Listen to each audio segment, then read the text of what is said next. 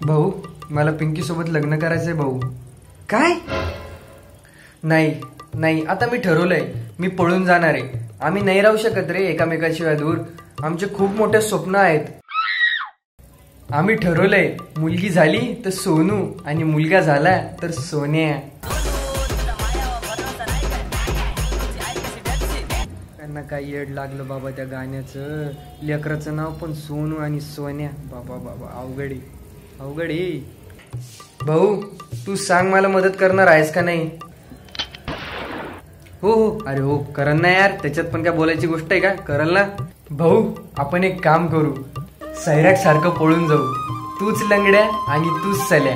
जमलं तुला? मीच सल्यान मीच लंगड्या होय भावा. आता तूच एक तर माझा मित्र आहे रे, जीवा भावाचा.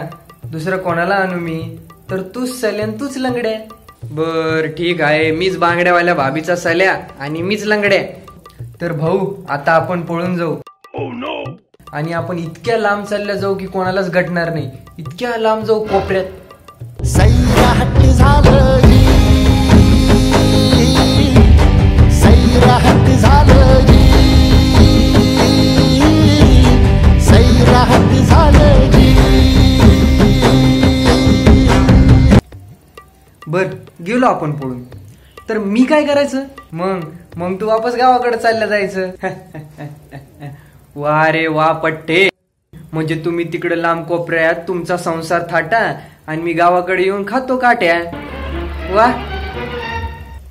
जमलेले का तुला? चाललो मी. अरे यार थांब ना प्लीज, कर ना यार तुझ्या भावासाठी एवढं. बस बस कर तुझी बडबड.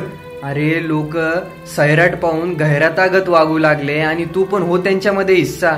अरे विसरला का त्या आईनं तुला लहानचं मोठं केलेलं? अरे पळून जाणं सोपं असतं रे, पण नंतरच्या जबाबदाऱ्यांचं काय? तुम्ही कमवताल काय? आणि त्या आईवडिलांचा कोण विचार करणार ज्यांनी तुला लहानचं मोठं केलं, जे पाहिजे ते दिलं, त्या माऊलीनी तुला घास भरवला आणि तू आज हे असं करशील?